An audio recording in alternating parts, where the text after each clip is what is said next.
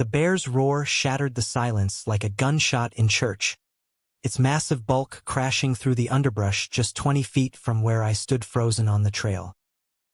My heart slammed against my ribs, backpack slipping from my shoulders as I stumbled backward, the damp earth sucking at my boots like it wanted to claim me too. "Run!"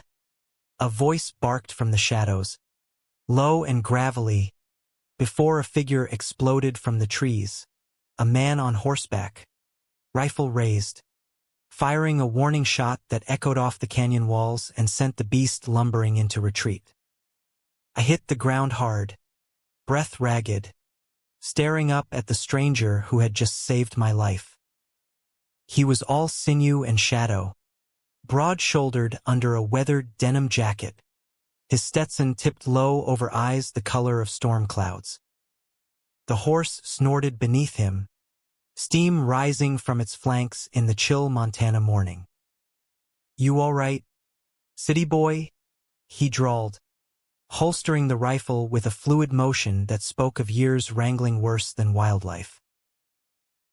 His voice carried the lilt of the high plains, rough around the edges but warm, like whiskey left too long in the sun. I nodded, scrambling to my feet, my legs jelly from the adrenaline dump. "Yeah, I think so." Jesus, that was close. Close. He was younger than I'd guessed, mid-30s maybe, with a jawline carved from granite and a faint scar tracing his left cheekbone, like a lightning bolt frozen in time. His name, he told me as he dismounted with easy grace, was Mason. No last name offered, none asked. Just Mason, the rancher who'd been tracking elk when he heard my clumsy footsteps veering off the marked path. We shook hands, his calloused palm engulfing mine, and in that grip, something shifted, a spark, unbidden, that made my pulse stutter for reasons that had nothing to do with the bear.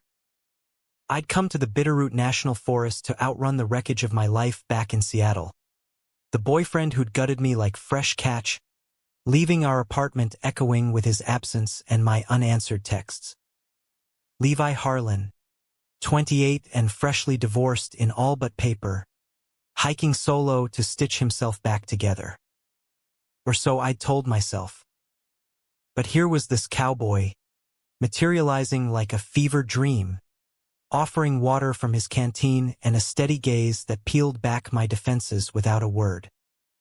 "You shouldn't be out here alone," Mason said, tying his horse to a pine and scanning the trail ahead. "Bears ain't the only thing that bites in these woods." There was no judgment in his tone, just fact, laced with a concern that felt foreign after months of isolation. I mumbled something about needing the solitude, but he just chuckled, low and rumbling, slinging my backpack over his shoulder like it weighed nothing. "Solitude's fine till it ain't. Come on, my truck's a mile out. I'll get you to the trailhead." The walk back was a blur of golden aspen leaves crunching underfoot and the scent of pine sap mingling with leather from his saddle.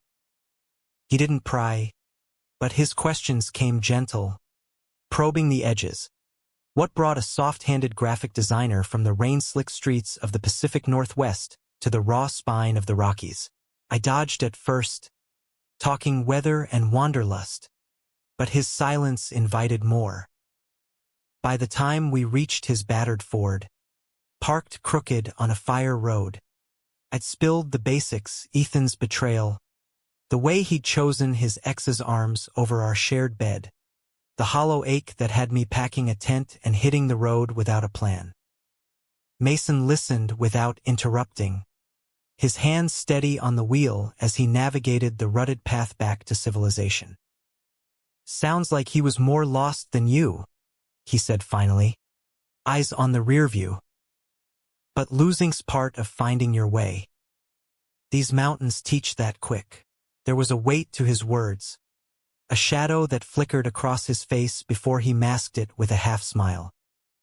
I wanted to ask about the scar, the horse, the life that let a man like him vanish into the wilderness at dawn. But the radio crackled to life with some twangy country tune about heartbreak and highways, and the moment slipped away. He dropped me at the ranger station in Hamilton, the small town huddled at the forest's edge like a faithful dog. "If you're sticking around," he said, handing me a crumpled business card, Levi's Feed and Tack, scrawled in Sharpie, "Swing by. Could use an extra hand mending fences tomorrow. Pays in coffee and stories." His grin was crooked, inviting, and damn if it didn't tug at something dormant in my chest. I pocketed the card, watching his truck kick up dust as he drove off, a silhouette against the rising sun. That night, in a cheap motel room smelling of mothballs and regret, I lay awake staring at the water-stained ceiling. The bear's roar echoed in my dreams, but so did Mason's voice, steady as the earth. By morning, I'd convinced myself it was the isolation talking, a crush born of gratitude and geography. I was here to heal, not hunt. But as I laced up my boots and headed back to the trails, the card burned a hole in my pocket, whispering of fences in need of mending. The next day dawned crisp, the kind of blue-sky Montana morning that made you believe in second chances. I told myself I was just exploring Hamilton, poking through the thrift stores and the single grocery with its aisles of canned goods and local honey. But my feet carried me to the edge of town, where the pavement gave way to gravel and the air thickened with the scent of hay and horseflesh. Levi's Feed and Tack squatted on a sun-baked lot, the sign faded but proud, stacks of feed bags leaning like weary sentinels. Mason was there, of course, wrestling a coil of barbed wire into submission behind the barn. Shirtless in the heat, his back a map of muscle and faded ink, a tattoo of intertwined ropes snaking from shoulder blade to hip. I cleared my throat, heat rising that had nothing to do with the sun. "Heard you had fences needing attention," I said, holding up the card like a white flag. He straightened, wiping sweat from his brow with a forearm, and that grin broke free again. "Knew you'd show. Grab a post driver from the shed. Let's see if those city hands blister easy." We worked side by side for hours, the rhythm of hammer on steel syncing with our banter. He was easy to talk to, deflecting my questions with stories of his own. Growing up on this ranch, the winters that buried you alive, the summers that scorched the soul. No mention of family, no ring on his finger, but a quiet pride in the land that bordered on reverence. By noon, we'd fixed 3 stretches of fence, and he led me to the shade of an old cottonwood for sandwiches wrapped in wax paper. "What's your poison, Levi?" he asked, popping a cold beer from a cooler. "Art, music, the kind of trouble that sends a man running to the woods." I laughed, accepting the beer, our fingers brushing in the exchange. "Lately, just survival." The truth slipped out unbidden. More about Ethan, the lies that unraveled us, the way I'd buried myself in freelance gigs to avoid the mirror. Mason nodded, his gaze distant for a beat. "I know about running," he murmured. "From things that chase you longer than bears." He didn't elaborate, but the scar on his cheek seemed to tighten, and I wondered what ghosts rode shotgun in that truck of his.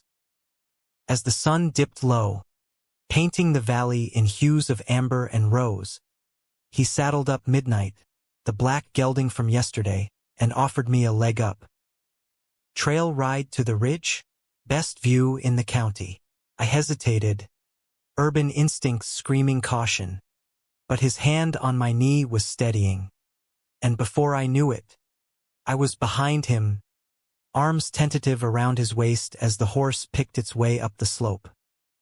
The world fell away below us, endless folds of green and gold, the Bitterroot River a silver thread winding through it all. At the ridge, we dismounted, and he spread a blanket from his saddlebag, pulling jerky and apples from the pouch like it was the most natural feast. We sat shoulder to shoulder, the silence companionable, until he broke it. "You remind me of someone," he said softly, eyes on the horizon. "Fierce, but fragile. Like foals in spring, all legs and heart, not sure where to put him." My breath caught. "Who?" But he just shook his head, the moment fracturing like thin ice. Instead, he pointed out constellations early in the twilight, Orion's belt, the Big Dipper's promise, and I let myself lean into the warmth of him, the solid reality of his presence chasing shadows from my mind. That night, back in the motel, sleep came easier, laced with the scent of sagebrush and the echo of his laugh. I was treading dangerous ground. I knew, falling for a man whose life was as rooted as these mountains, while mine was a leaf in the wind. But for the first time in months, the ache in my chest felt less like a wound and more like an awakening. Days blurred into a rhythm I hadn't known I craved. Mornings mending fences or hauling hay, afternoons exploring the ranch's hidden corners with Mason as my guide. He'd point out the eagle's eyrie on the bluff, the wild huckleberry patches that stained your fingers purple, and once, a den of coyote pups tumbling like furry tumbleweeds in the meadow. His world was vast and unyielding, a tapestry of hard labor and quiet wonders that made my Seattle skyline seem like a cardboard cutout. Levi's Feed and Tack wasn't just a store. It was the artery of the community, pulsing with locals who nodded at me like an old-timer by week's end. Old Man Hargrove with his corncob pipe, swapping yarns about the '89 flood. Rosa from the diner, dropping off pies laced with her secret bourbon recipe. And Mason at the center, not just owner but caretaker, fixing a widow's leaky roof gratis, bartering tack for a vet's house call. Watching him, I saw a man who gave without tally, his strength a quiet rebellion against whatever solitude he carried. Our conversations deepened with the lengthening shadows. Over campfires crackling with pine knots, he'd share fragments, his father's passing too young, leaving the ranch to a boy barely out of high school. The oil companies offered to buy out the land, a temptation he'd resisted like sin. "This place is more than dirt," he'd say, poking the embers with a stick. "It's memory. Lose it, you lose yourself." I'd nod, mirroring his intensity, but inside, doubts gnawed. What was I doing here? Playing cowboy in borrowed boots? Ethan still haunted my inbox with sporadic apologies, each one a hook in old scars. One evening, as thunderheads gathered like bruised fists over the peaks, Mason found me in the barn, sketching the barn cat's lazy sprawl on a feed sack. "Artist." "Ha!" He leaned against the stall, arms crossed, curiosity softening his features. I shrugged, embarrassed, but he plucked the sack away gently, studying the lines with a reverence that floored me. "This is good, Levi. Real. Makes me see old whiskers like he's new." Heat flooded my cheeks. Not from the sketch, but from the way his shoulder brushed mine as he handed it back. "Just doodling," I muttered. "Keeps the ghosts at bay." Our eyes met, and in that charged silence, the air hummed. He reached out, thumb tracing the charcoal smudge on my jaw, lingering a beat too long. "Some ghosts are worth chasing," he whispered, voice rough as gravel. My pulse thundered, every nerve alight, but before I could lean in, a crack of lightning split the sky, and he pulled back, cursing under his breath as rain lashed the tin roof. We dashed to the house, a sturdy log cabin he'd built extensions onto over the years, all warm wood and wide windows framing the stars. Inside, it smelled of cedar and coffee, bookshelves sagging under dog-eared westerns and field guides. He lit the hearth while I toweled off, and we huddled there with mugs of spiked cider, the storm raging outside like our unspoken tension. "Ever think about staying?" he asked abruptly, staring into the flames. "Not forever, just long enough to let the rain wash you clean." I swallowed hard, the cider burning sweet down my throat. "Every damn day. But I'm a drifter, Mason. Roots scare me, lies, half of them. Truth was, Ethan had made me fear entanglement, the way love could twist into a noose." Mason's jaw tightened, shadows playing across his scar. "Roots don't trap you. They hold you up when the wind howls." He set his mug down, hand finding mine on the rug, tentative, then sure. Our fingers laced, and in that simple act, barriers crumbled. The kiss, when it came, was inevitable as the dawn. Slow, searching, tasting of cider and salt from the storm's brine on our skin. His lips were chapped from the wind, his stubble a rasp against my smoothness, but there was no rush, no conquest, just a mutual unraveling, like two rivers finding confluence after miles of solitary rush. We broke apart breathless, foreheads pressed, and he murmured my name like a prayer, "Levi." It was the first time anyone had said it like that in years. Not a question, but a homecoming. Word spread through Hamilton like wildfire on dry grass. Rosa winked over her hash browns. Hargrove clapped Mason on the back with a knowing grunt. I felt exposed, cherished, terrified. Mason's touch became my anchor, a hand on the small of my back while inventorying saddles, a stolen glance across the counter that promised nights tangled in his quilts.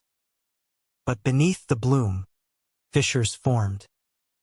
Late one night, phone buzzing with Ethan's latest plea. "I miss us, Lev. Come home." I confessed it all to Mason, curled against him in the dark. He held me tighter, breath warm on my neck. "He's the past. You're the now." But doubt lingered in his eyes, a mirror to my own. And then, the letter arrived, yellowed envelope postmarked Cheyenne, Wyoming, slipped under the door like a serpent's tongue. Mason snatched it before I could glimpse the contents, his face draining of color. "Nothing," he said too quickly, crumpling it into his pocket. "Just ranch business." I let it slide, chalking it up to exhaustion, but the seed of unease took root. The next day, while he was out mending irrigation lines, I found the letter in his desk drawer, half buried under receipts. The handwriting was elegant, feminine. "Dearest Mason, the boys ask for their father every night. The ranch here thrives, but without you, it's hollow. Come back to us. For Caleb and Jude. Love, Elena." My stomach plummeted. "Boys. Father." The words blurred as betrayal's cold wave crashed over me. Not mine, not yet, but his secret laid bare. Mason, with a family, a wife, the cowboy who'd pulled me from the brink now seemed a mirage, his affections a borrowed hour. I fled to the trails, boots pounding the path until lungs burned, the bear's old haunt a mocking echo. He found me at dusk, horse lathered, face etched with worry. "Levi, talk to me." But I shoved the letter at him, voice cracking. Who are they? And what the hell am I? Rain started again, fat drops blurring the ink. He dismounted slowly, defeat in his shoulders. Elena. She's my sister. The boys, my nephews. Ranch folded after Dad died. I sent them money, but it's not enough.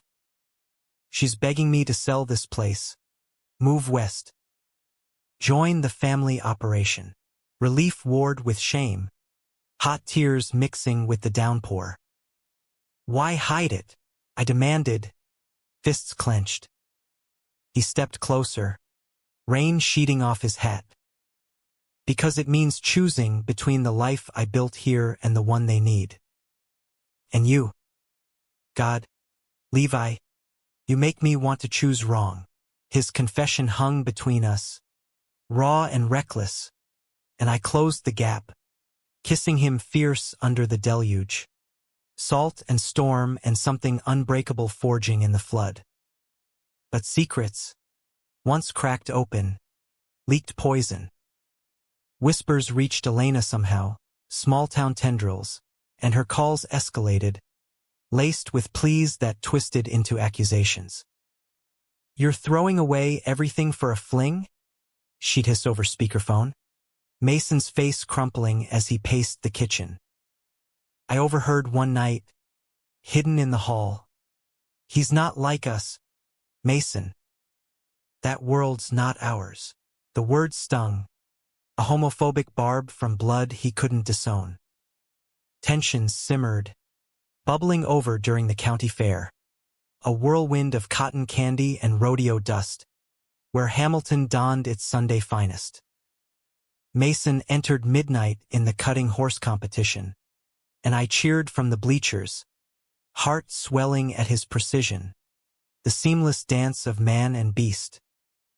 Victory tasted sweet in the beer tent afterward, his arm around my waist proprietary, until Elena appeared like a thunderclap. She was steel-willed beauty, dark hair pinned back, two towhead boys clinging to her skirts. Brother, she said, voice honey over venom, hugging him stiffly before her gaze skewered me. And this must be the reason for the radio silence. The boys stared, wide-eyed, Caleb with Mason's storm-gray eyes, Jude all freckles and curiosity. They launched at him, and he scooped them up, laughter genuine but edged with pain. Introductions were glacial. Elena's handshake was limp, her smile a rictus. We drove all night, she explained to the group, but her eyes dared Mason to contradict. By evening, as fireworks bloomed overhead, she cornered me by the Ferris wheel.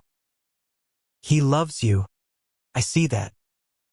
But love doesn't pay for braces or college. Sell the ranch, Mason. Come home. This detour. It's breaking us all. Her words lodged like barbs, and I slipped away, wandering the midway until Mason found me, boys in tow. They're staying a week, he said, weary. To remind me what's real, we tucked them into the guest room that night, stories of cowboys and dragons lulling them to sleep. But as Mason lingered in the doorway, tucking blankets, I saw the fracture, the pull of blood versus the gravity of us. The weak stretch taut as barbed wire. Caleb shadowed Mason like a colt, learning to throw a lasso. Jude took to me, his small hand in mine as we sketched wildflowers in the meadow. Elena watched like a hawk, her barbs subtle, comments on city influences, sidelong glances at our clasped hands. One afternoon, as we picnicked by the creek, she pulled Mason aside, voices low but carrying. The offers doubled. Think of the boy's future, not your distractions. He emerged hollow-eyed, and that night, in bed, he turned away. She's right, he whispered to the dark. I can't drag them into this uncertainty. Or you. The chasm yawned, and for the first time, his touch felt like farewell. Autumn crept in on thief's feet, turning the aspens to fire and the air to crisp prophecy. Elena and the boys departed with hugs and hollow promises. Visit soon, Uncle Levi. But the rift lingered, a fault line in our days. Mason threw himself into the ranch with feral intensity. Dawn patrols for straying cattle, endless auctions for winter feed. I matched him, desperate to prove my place, but our lovemaking turned frantic, grasping, as if we could sweat out the doubt. One crisp morning, while repairing the windmill on the North 40, disaster struck. The scaffold buckled under a rogue gust, and Mason plummeted 15 feet, landing with a thud that echoed my scream. I scrambled down, hands shaking as I cradled his head, blood matting his hair, leg twisted at an unnatural angle. Stay with me, I begged, fumbling for my phone, the signal faint as hope. Elena's number was the first that connected. She orchestrated the chopper from Missoula, her voice steel over the line. In the hospital haze of Missoula's regional ward, I paced the waiting room, coffee gone cold in styrofoam. Elena arrived at midnight, boys asleep in her truck, her face a mask of controlled fury. You should have sold it years ago, she accused, not looking at me. That land's cursed, taking Dad. Now this. Guilt gnawed me raw. If I'd pushed harder for help, hired out the repairs. But when the doctor emerged, compound fracture, concussion, but he'll pull through. Relief buckled my knees. Mason woke groggy, Elena at his bedside, me hovering like a ghost. Levi, he rasped, hand seeking mine despite her stiffening. She excused herself curtly, and in the quiet, he confessed. Dreamed of the bear again. But it was me running from you, from this. Tears tracked his temples. I don't know how to choose without losing. The weeks of recovery were a crucible. Back at the ranch, I became nurse and handyman, brewing bone broth and wrangling the chores solo. Mason's confinement chafed him like ill-fitting spurs. He'd snap over small things, the uneven stack of firewood, the way I loaded the dishwasher, his frustration a proxy for deeper storms. You're not my keeper, he'd growl, then soften with an apology kiss, the cycle exhausting us both. Elena's visits were salt in wounds, casseroles laced with lectures, playdates for the boys that excluded me subtly. One evening, as snow flurried the first warning of winter, she laid it bare over pot roast. The buyer's impatient. Mason. Sign the papers. Start fresh in Wyoming, stable. For the family. Her eyes flicked to me, pitying. He can visit. Friendships endure. Mason's fork clattered, face ashen. Levi's not a visitor. He trailed off, the unsaid word home hanging like smoke. I excused myself to the porch, breath fogging the chill, stars indifferent witnesses. Inside, their argument escalated, her pleas for practicality, his roar of, "This is my life." A door slammed, silence fell like the snow. He found me later, bundled in his old shearling coat, too big and smelling of him. I'm sorry, he murmured, pulling me close. She's family, but you're everything. We made love there on the porch swing, slow and reverent under the dusting flakes, reclaiming what doubt had chipped away. But dawn brought reality. A voicemail from the realtor, the offer expiring in days. Desperation birthed a plan. I called in favors from Seattle contacts, a graphic designer buddy with investor ties, pitching the ranch as an ecotourism haven, glamping sites, guided hikes, my sketches for branding. It's a long shot, I admitted to Mason, pacing the kitchen as he iced his knee. But it could save this place without selling your soul. His eyes lit, the first real spark in weeks. Our soul, he corrected. And we dove in. Nights huddled over laptops. My designs blooming with his practical tweaks. Sustainable trails. Veteran retreats drawing on his own unspoken service history. Whispers of his past emerged in fragments. Army Rangers. A tour in Afghanistan that left the scar and nightmares. War teaches you to fight for ground worth holding, he said one night, tracing my palm. You're that ground. Levi. Hope flickered, fragile as a match flame.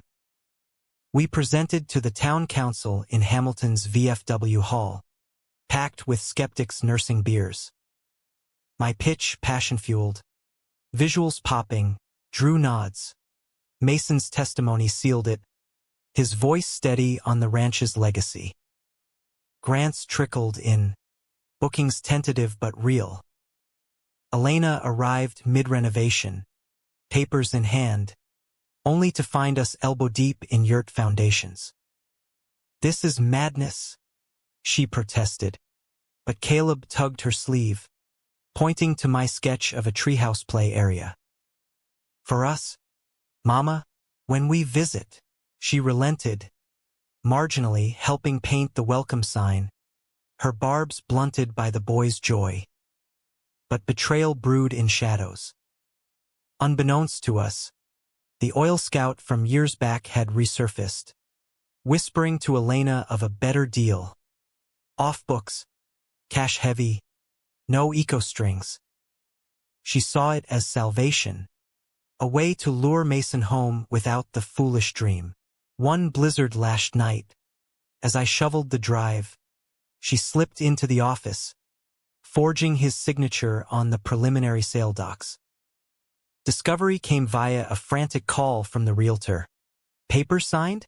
We're drilling come spring. Mason's rage was tectonic, confronting her in the snow-swept yard, papers fluttering like accusations. You betrayed me, Elena.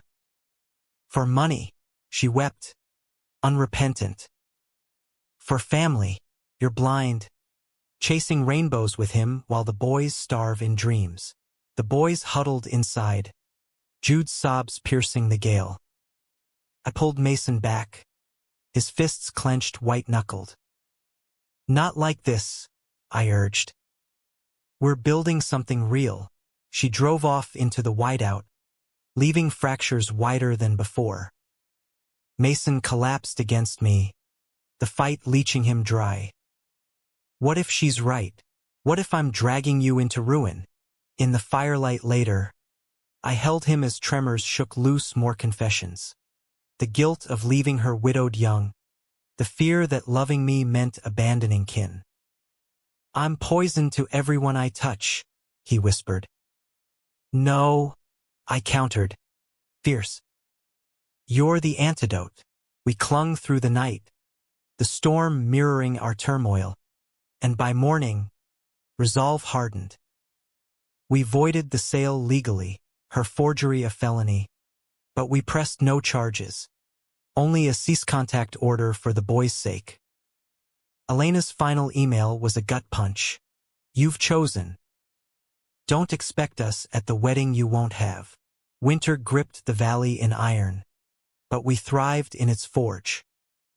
Tourists braved the cold for snowshoe treks, my guided art walks sketching fox tracks and hoarfrost halos. Mason's limp faded, his laughter returning with the Cardinals' dawn chorus. Intimacy deepened, not in frenzy but in quiet rituals. Shared baths scented with pine oil, lazy Sundays reading poetry by the window. Whitman, his barbaric yawp our anthem. Yet the betrayal's echo lingered, a low hum of insecurity. One April eve, as saplings we planted leafed out green promise, Mason proposed, not with rings, but with a rawhide bracelet etched with our initials, slipped onto my wrist under starfire. Marry me, Levi. Not legal here yet, but in every way that counts. Tears pricked. I nodded, kissing him until the world spun. Elena's shadow loomed, though. Letters arrived for the boys, forwarded care of mutual kin, pleading for glimpses.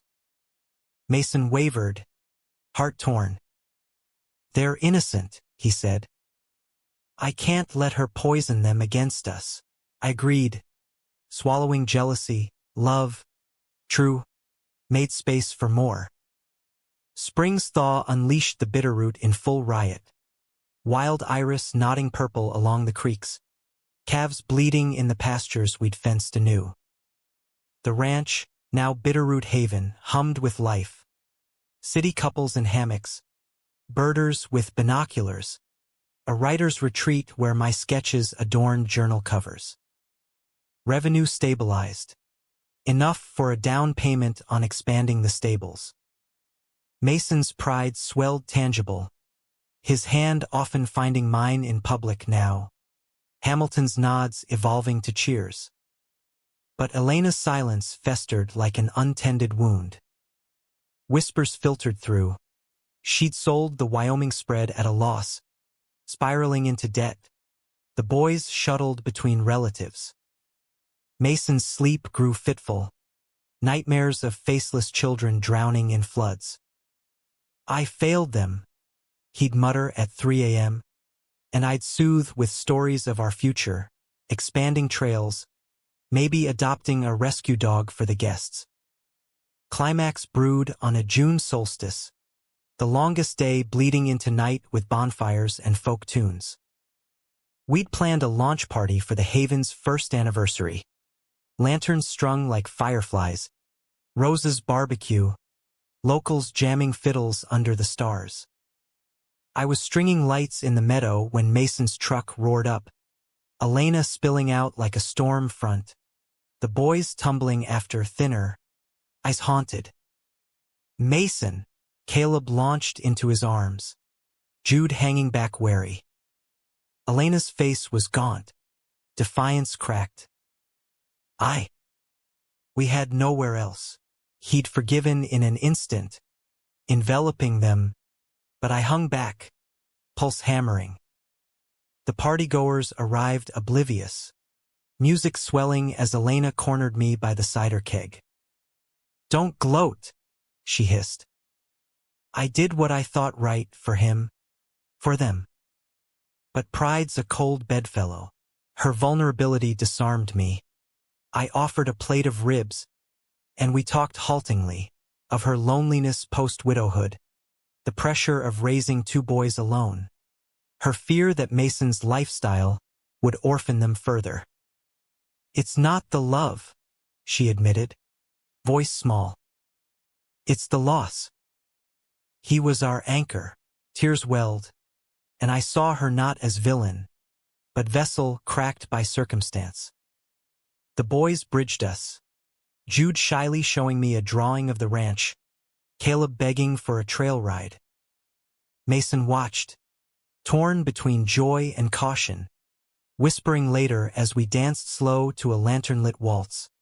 This could be ours, all of it. But dawn brought the serpent. A detective's call. Elena's forgery unearthed by the oil company's lawyers in a countersuit. She's facing charges, the voice crackled. Embezzlement tie-in. They claim collusion. Mason's world imploded. He drove to the county lockup alone, returning hollow. Elena released on bail but ordered to trial. She says the scout promised immunity, he choked out, collapsing on the porch. But it's lies on lies. I can't lose her too, not to bars and regret. The boys, oblivious, played in the yard, their laughter a cruel counterpoint. Conflict peaked in the courtroom swelter of Hamilton's Justice Hall. Summer sun baking the proceedings. Elena stood accused, Mason testifying with voice steady but eyes pleading. I sat rear pew, hand over his bracelet like a talisman. Her defense painted desperation, a mother's gambit gone awry. But the prosecutor eviscerated, forgery's black mark indelible. Verdict, guilty, suspended sentence with restitution, our savings drained to cover it, haven teetering. Outside, under ponderosis shedding gold needles, Elena embraced Mason, sobbing. Forgive me, he did, blood's bond unbreakable, but the cost carved deep. Go, he urged gently. Rebuild in Wyoming. Send the boys summers, let them know their uncle and his family. She nodded, glancing at me with something like grace. Take care of him, Levi. He's all we've got left. The boys' goodbye wrenched. Caleb's stoic hug. Jude's whisper. Draw me more pictures? Promised. Throat tight, waving as their taillights faded east. Mason and I stood long in the dust. The haven quiet now, echoes of laughter mocking the void. Betrayal's aftermath was a slow bleed. Mason withdrew, haunting the empty guest room, whiskey his companion. I chose you, he accused one night, slurring by the fire. And look what it cost. I absorbed the blows, knowing grief's shape, but cracks spiderwebbed my resolve. Sleepless, I'd hike the trails alone, sketching not beauty but barrenness, twisted pines like broken promises. One harvest moon, desperation peaked. I packed my pack. Note on the table. Healing's a path, not a place. Find yours. I'll find mine. Dawn saw me on the ridge, the valley a patchwork quilt below, tears blurring the view. Footsteps crunched. Mason, limping still from phantom pains, horse trailing. Don't, he begged, voice raw. I was wrong. You're not the cost. You're the why. We argued fierce. Words whips. His fear of loss. My terror of being second to ghosts. I love you, he roared finally. But love ain't enough if it leaves us hollow. Thunder rumbled, mirroring the storm, and in fury's wake, truth surfaced. I served because I ran, from Dad's expectations, from being me, he confessed, scar stark in lightning's flash. Afghanistan broke me open, you healed the pieces. Don't make me run again. Surrender came in the downpour, arms around each other, kissing until breath failed, the horse nuzzling us like benediction. Together, I vowed. All of it, the mess, the mending. Winter's grip loosened grudgingly, but we emerged tempered.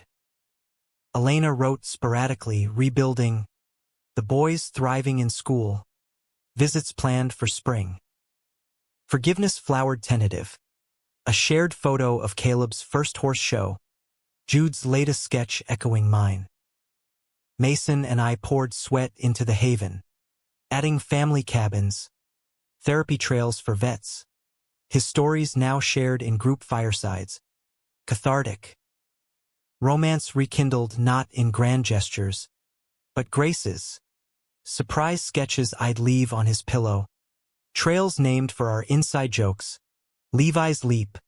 The bare spot overlook. Intimacy wove deeper.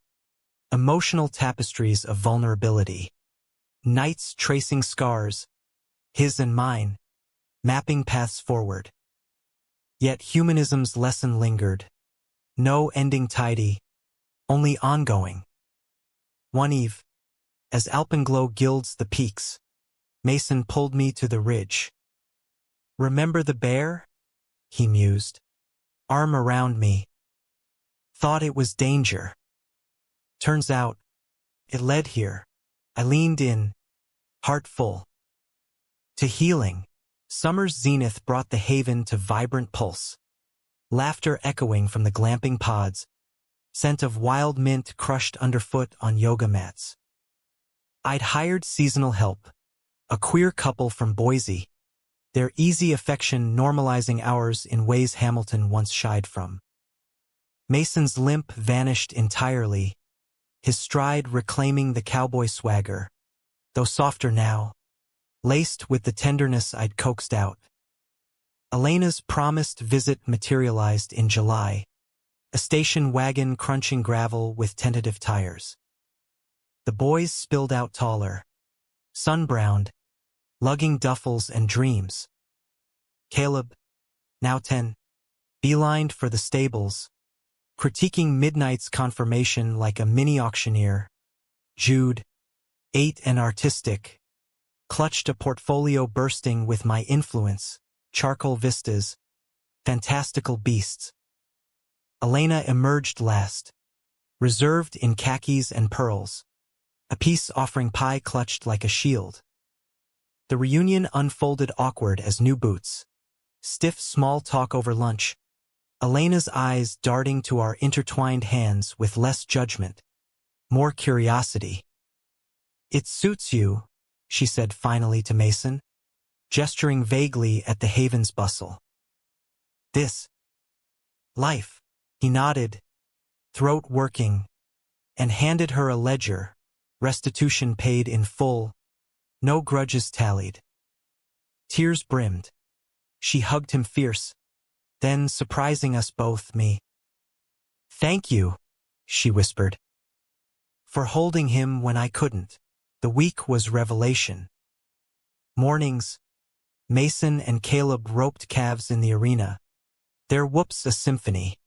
Afternoons, Jude and I hiked to the creek, our easels side by side, painting trout flashes silver.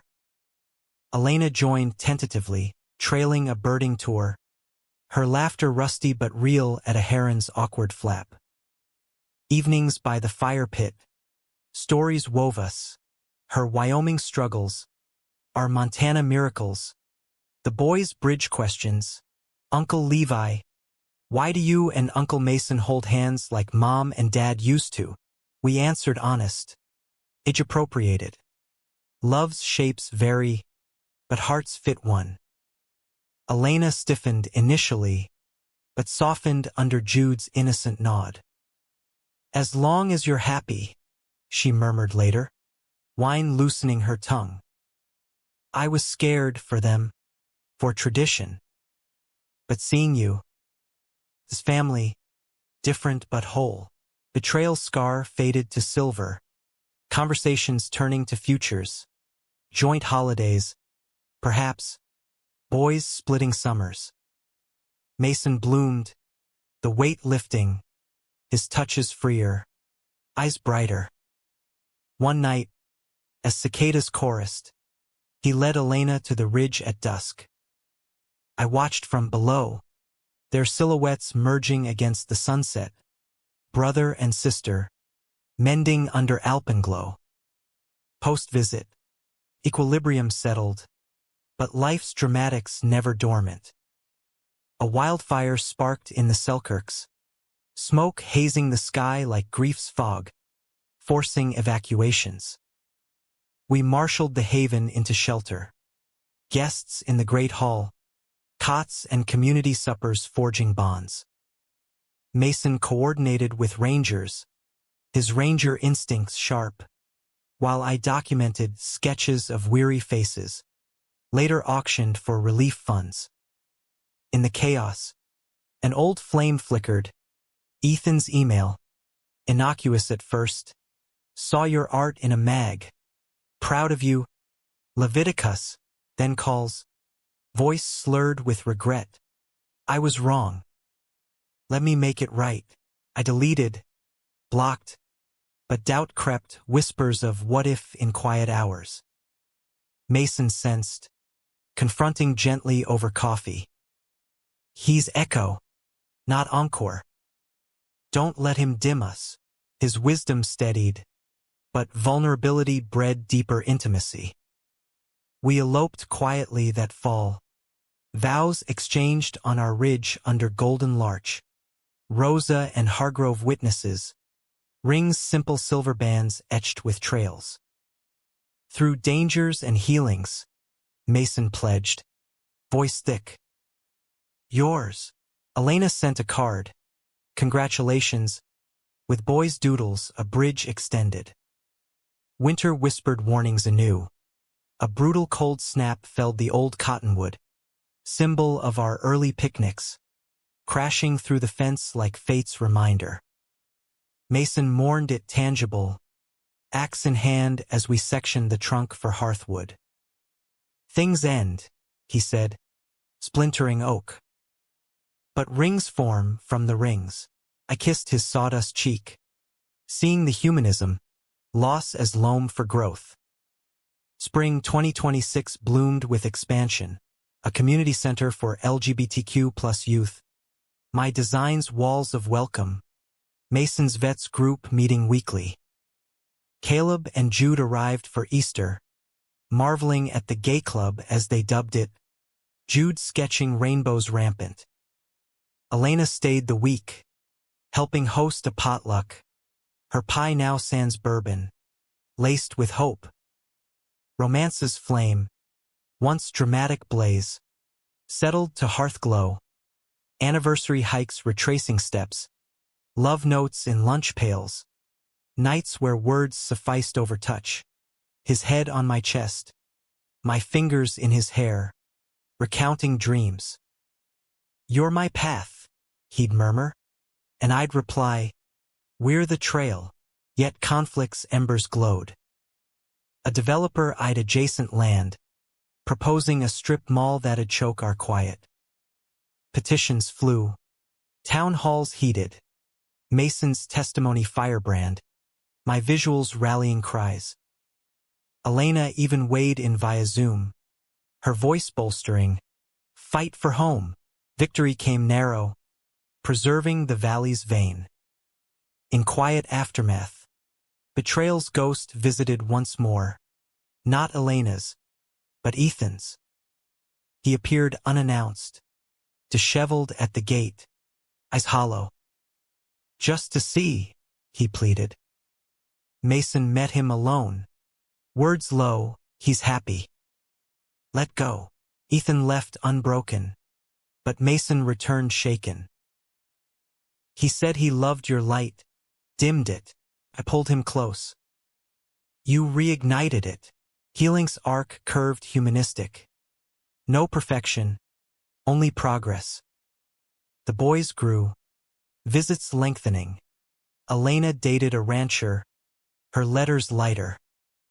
Mason and I aged into our loves, gray threading his temples, laugh lines framing my eyes, still hiking, still holding. One autumn dawn, bear tracks fresh by the creek. We laughed remembering. Full circle, Mason said, hand in mine. The path, once danger, now devotion's way. Years folded like accordions, each pleat rich with texture. By 2030, Bitterroot Haven stood as beacon, eco-resort hybrid, drawing souls seeking solace. Queer families forging picnics under the eaves. Vets trading war stories for wildflower wreaths. Mason's group evolved to national reach. His memoir, Ghosted by Me, titled Ridge Runners, bestseller quiet, proceeds funding scholarships for the boys. Caleb, 16 now, interned summers, his lanky frame echoing Mason's youth, dreams of veterinary school. Jude, 14, inherited my pencils, his gallery show in Missoula featuring uncle portraits, us as mythic guardians, tender and towering. Elena relocated closer, a small holding in Idaho, her partner Ben a steady foil, holidays blending bloodlines seamless. Our life wove romantic tapestries. Silver anniversary on the ridge, guests scattering petals, vows renewed with laughter-laced tears. Through bears and betrayals, I quipped, and Mason's kiss silenced, deep as roots. Intimacy matured, less urgency, more eternity. Mornings tangled lazy, evenings debating constellations, his hand tracing my wedding band like braille. Dramas dotted, humanistic in hue. A drought scorched pastures, testing resolve. We innovated drip lines, community co-op blooming from crisis. Mason's knee twinged in storms, my eyesight blurred sketches fine, but we adapted audiobooks by the fire, horseback rides tandem, his arms my compass. Betrayal's final echo came gentle. Ethan's obituary, car wreck in Portland, note to me via estate, you were right to run. Shine on, grief brief, for a chapter closed. Mason held me through it, whispering, past's just prologue. Climax revisited subtly, a flash flood swelling the creek, sweeping a guest pod downstream. We evacuated frantic, Mason diving into rapids for a stranded hiker, emerging soaked, heroic, my heart in throat. In hospital vigil, Elena arrived, boys in wake, her hand on mine. He's unbreakable, because of you. Recovery bonded us tighter. Flood's fury forging floodgates of gratitude. Humanism crowned our tale. No tragedy slash, but happy's quiet crescendo. 50. We mentored young queer hikers on trails, sharing stories of danger turned destiny. One eve, porch swing creaking. Grandsons, Caleb's twins, boisterous, tumbling nearby. Mason turned contemplative. That bear, he mused, was mercy in disguise. Led me to you. I squeezed his hand, valley unfolding eternal below. And the path? Still healing, stars wheeled overhead. Our love a constant amid flux, dramatic in depths, emotional in ebbs, romantic in rhythms, American as wide skies and willful hearts. In the woods' embrace, we'd found not just each other, but selves redeemed. Levi Harlan, once adrift, now anchored. Mason, scarred sentinel, softened sentinel. The cowboy's warning echoed faint. Danger ahead, but we'd walked it together, emerging whole. And in that wholeness, the story didn't end. It simply continued, one step, one sunset, one shared breath at a time.